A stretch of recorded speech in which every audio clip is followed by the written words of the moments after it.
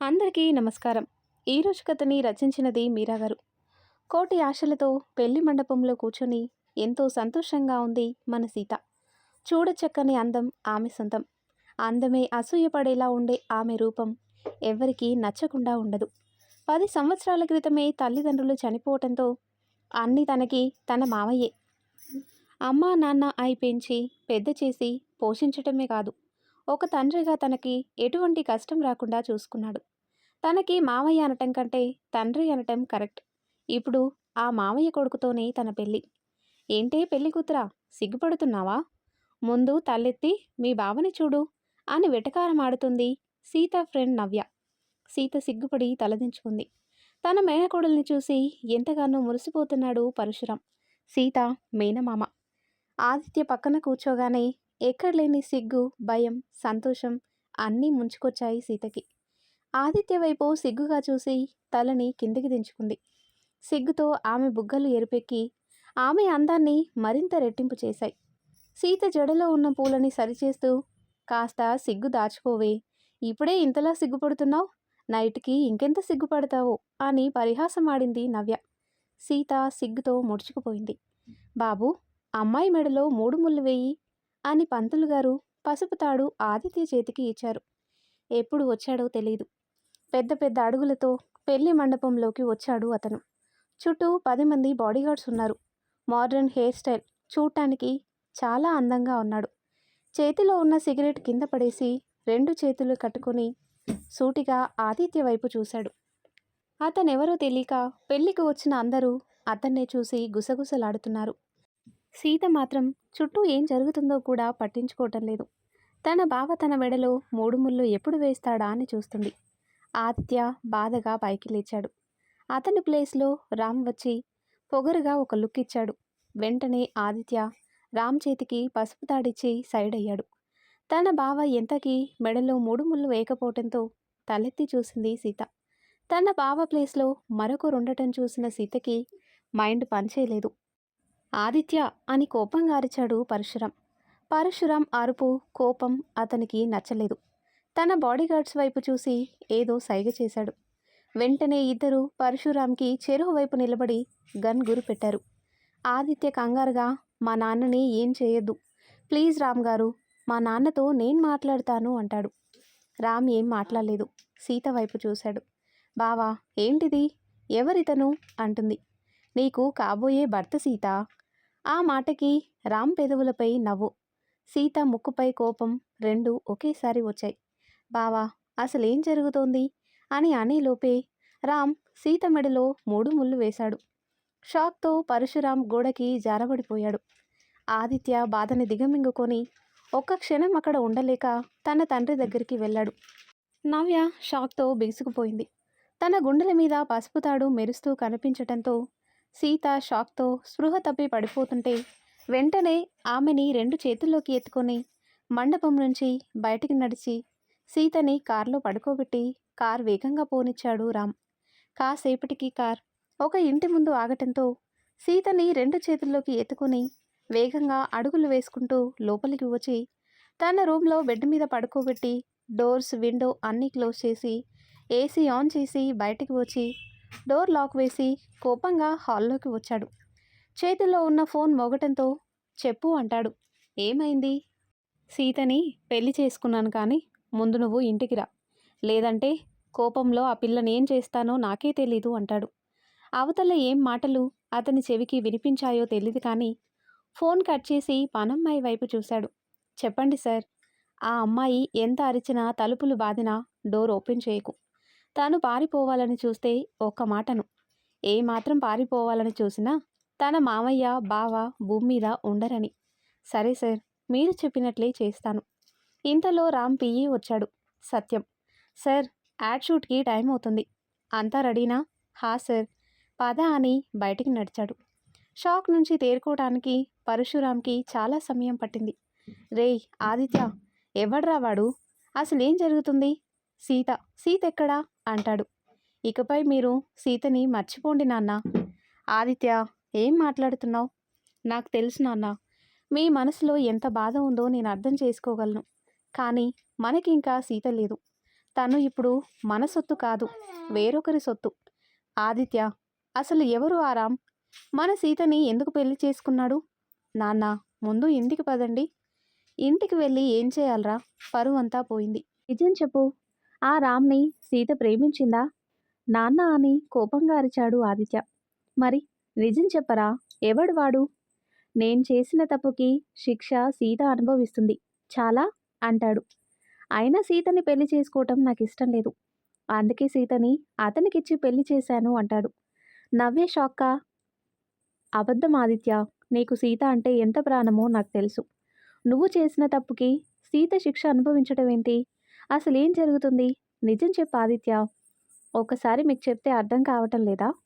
నిజంగానే సీత అంటే నాకు ఇష్టం లేదు లేదు లేదు అని పిచ్చి పట్టిన వాడిలా మండపం అంతా దద్దరిల్లేలా అరిచాడు ఆదిత్య. అతని మనసులో ఎంతో బాధ, అది ఎవరూ తీర్చలేనిది.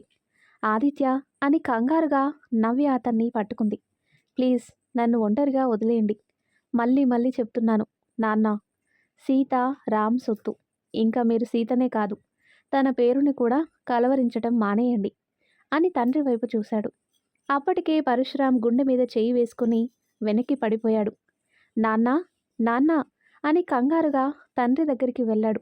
నవ్య ఏడుస్తూ బాబాయ్ బాబాయ్ అని ఆదిత్య వైపు చూసి, రేయ్ కార్తీరా, చూస్తుంటే బాబాయ్కి హార్ట్అటాక్ వచ్చినట్లుంది. విరక్తిగా నవ్వుకున్నాడు. అతనికి తెలుసు, సీతకి తనతో కాకుండా మరొకరితో పెళ్లి జరిగితే తన తండ్రి పరిస్థితి ఇంతే అని. ఆగమేఘాల మీద పరశురాంని హాస్పిటల్కి తీసుకొని వెళ్ళారు.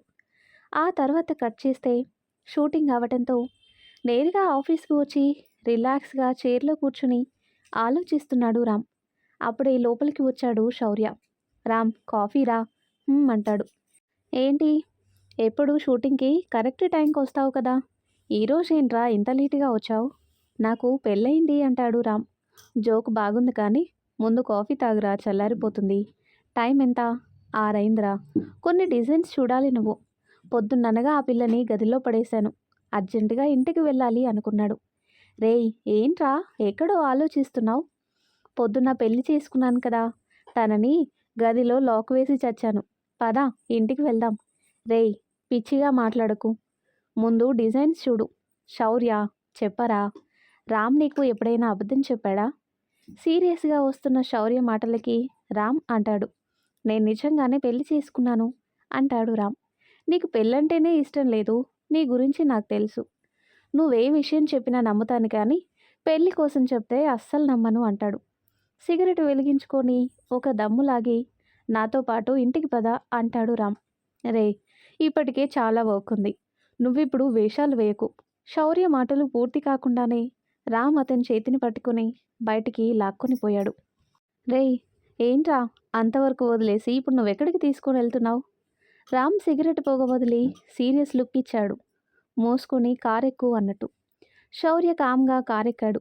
స్మోక్ చేస్తూనే కార్ స్పీడ్గా డ్రైవ్ చేసి ఇంటి ముందు కార్ ఆపాడు. దిగు అంటాడు. అని శౌర్య రామ్ ఇద్దరూ లోపలికి వచ్చారు. పనమ్మాయి హాల్ క్లీన్ చేస్తుంటే సిగరెట్ డస్ట్బిన్లో వేసి, ఆ పిల్ల లేచిందా అంటాడు. లేదు సార్, మీరు వెళ్ళిన దగ్గర నుంచి అసలు డోర్ కొట్టలేదు, అసలు పిలవను లేదు. రేపటి నుంచి పనికి నువ్వు మాత్రమే రావాలి, మిగిలిన వాళ్ళని రావద్దని చెప్పు. చిత్ర ఏం అర్థం కాక చూస్తుంటే, తనుంది కదా ఆ పిల్ల, తను చేస్తుంది అని శౌర్యకేసి ఒక లుక్ ఇచ్చాడు. అతని వెనుక శౌర్య వెళ్ళాడు. డోర్ లాక్ తీసి ఓపెన్ చేశాడు. బెడ్ మీద సొమ్మసిల్లి పడుకుంది సీత. శౌర్య షాక్గా రామ్ కేసి చూసి, ఏంట్రా ఇది నిజమేనా అంటాడు. రామ్ డోర్ లాక్ వేసి, నిజం చెప్తే నమ్మలేదు నువ్వు. ఎవర్రా అమ్మాయి? సీత. సీత అంట పేరు. అంటనా? అంటే తన గురించి నీకేం తెలీదా? తెలీదు అన్నట్టు భుజాలెగరేసి సోఫాలో కూర్చున్నాడు. శౌర్య తల విదిలించుకుని, మరి ఎవరు చెప్తే తనని పెళ్లి చేసుకున్నావు? అమ్మా నాన్న. మీ అమ్మా నాన్న పెళ్లి చేసుకోమంటే చేసుకున్నావు కానీ నీ ఇష్టంతో కాదా? నాకు అసలు అమ్మాయిల మీద ఇంట్రెస్టే లేదు, కారణం ఉండే చేసుకున్నాను. ఆ ఆదిత్య చాలా తప్పు చేశాడు. ఆదిత్య పేరు వినగానే శౌర్యకి కథంతా అర్థమైంది. వాడు తప్పు చేసినందుకు శిక్ష ఈ అమ్మాయికా? రామ్ కన్నింగా నవ్వి శౌర్య హార్ట్ దగ్గర చూపుడు వేలు పెట్టి ఇక్కడ పెయిన్ ఏంటో వాడికి తెలియాలి అంటాడు. వాడు పెయిన్ తీసుకుంటాడో లేదో తెలీదు కానీ సీత మాత్రం పెయిన్ ఖచ్చితంగా తీసుకుంటుంది. అంతేగా మరి అంటాడు రామ్. నువ్వు చేస్తుంది కరెక్ట్ కాదురా. ఆఫీస్లో వర్క్ ఉందిగా, ఇక్కడ చేద్దామా, ఆఫీస్కి వెళ్దామా? నేను వెళ్తాను ఆఫీస్కి అని శౌర్య కోపంగా ఆఫీస్కి వెళ్ళాడు. రామ్కి అర్థమైంది శౌర్య కోపంగా ఉన్నాడని. Sir coffee. నువ్వు తెచ్చావేంటి? ఆ పిల్ల ఏది? అమ్మాయి గారు ఇంకా లేవలేదు సార్. హో సరే నువ్వు వెళ్ళు అని కాఫీ సిప్ చేశాడు. సీత ఉన్న గది వైపు చూశాడు. షాక్ నుంచి ఇప్పుడప్పుడే తేరుకోలేదు అనుకున్నాడు. ల్యాప్టాప్ ఓపెన్ చేసి డిజైన్స్ చూస్తున్నాడు. అందులో కొన్ని డిజైన్స్ నచ్చకపోవడంతో చేంజెస్ చేస్తున్నాడు. అలా టైం 10 అయింది. టైం 10 అవ్వడంతో వర్క్ ఆపి కోపంగా తన రూమ్కి వెళ్ళాడు. బెడ్ మీద ఉన్న సీతని చూశాడు. కోపంగా రూమ్లోకి వచ్చిన రామ్ బెడ్పై నిద్రపోతున్న సీతని చూడగానే అక్కడే ఆగిపోయాడు. అతని కళ్ళు సీత ముఖాన్ని చూస్తున్నాయి. బాబు గీసిన బొమ్మలా ఉండే రూపం, పసిడిని మించిన మేని ఛాయ, విశాలమైన నుదుటికి పెళ్లి తిలకం, గాలి తన నిద్రని డిస్టర్బ్ చేస్తున్నట్టుగా ఫేస్పై పడే మొంగురులు, నవ్వకపోయినా బుగ్గలో కనిపించే సొట్ట, గులాబీని తలపించే పెదాలు, శంఖం లాంటి కంఠం, గుండెలపై అతను కట్టిన తాలి, పాదాలకి అందని భావం తన రూపం. కానీ అదే ఫేస్లో భయం, బాధ కూడా కనిపిస్తున్నాయి. ఒక్క క్షణం ఇలా ఆగిపోతే చాలు అన్న ఆలోచన, అంతలోనే తెలియని కోపం. అతని మనసేంటో అతనికి అర్థం కావటం లేదు. ఆమెపై కోపం లేదు, జాలి లేదు, అలా అని ప్రేమ లేదు. ఆమె దగ్గరికి వచ్చి లేపుదామని ముందుకు వంగాడు. ఆమె ఊపిరి అతనికి వెచ్చగా తగిలేసరికి లేపటానికి మనసొప్పగా అలానే బెడ్ మీద కూర్చున్నాడు. సుమారు గంట తర్వాత నెమ్మదిగా కళ్ళు తెరిచి చుట్టూ చూసింది. తన పక్కన ఉన్న రామ్ని చూడగానే సీత భయంగా పైకి లేచి కోపంగా రామ్ వైపు చూసింది. ఎవరు నువ్వు? ఎందుకు నన్ను పెళ్లి చేసుకున్నావు? మా బావ ఎక్కడా? మామయ్య ఏరి? ఒక్కటి కాదు, చాలా ప్రశ్నలు వేసింది. రామ్ ఏం మాట్లాడలేదు. బెడ్ కానుకొని ఆమె వైపు చూశాడు. ప్లీజ్ చెప్పండి, ఎందుకు మీరు నన్ను ఇలా తీసుకొచ్చారు? మా బావ ఎక్కడా? నిన్ను పెళ్లి చేసుకుంది ఎవరు? సూటిగా అడిగాడు రామ్. సీత తన మెడలో ఉన్న పసుపు తాడు వైపు రామ్ వైపు మార్చి మార్చి చూసి ఏడుస్తూ, నేను మా ఇంటికి వెళ్ళాలి అంటుంది. స్నానం చేయాలి, టవల్ తీయవా అంటాడు రామ్. అతని మాటకి సీత ఆశ్చర్యపోయింది. నిన్నే, స్నానం చేయాలి, టవల్ తీయవా అని మళ్ళీ అంటాడు. సీత కోపంగా, మా బావెక్కడా? అసలెవరు నువ్వు అని కోపంగా అరిచింది. రామ్ కోపంగా సీత దగ్గరికి వచ్చి, నోరెత్తావంటే ఏం చేస్తానో నాకే తెలీదు, ముందు చెప్పిన పని చెయ్యి అంటాడు. సీత భయంగా బిగుసుకుపోయి రామ్కి దూరంగా జరిగింది. నీ పనులు నేనెందుకు చేయాలి? నీ ముఖం చూస్తేనే అసహ్యంగా ఉంది అంటుంది. రామ్ ఒక్కసారిగా బెడ్ దిగాడు. సీత భయంగా లేచి నిలబడి బెదురుగా చూస్తుంటే, చూడు పిల్ల, నాకు ఓపిక అనేది దేవుడు చాలా తక్కువ ఇచ్చాడు. అలానే కిందికి వెళ్ళి వంట చెయ్యి, అన్ని ఐటమ్స్ వేడిగా ఉండాలి, అర్థమైందా?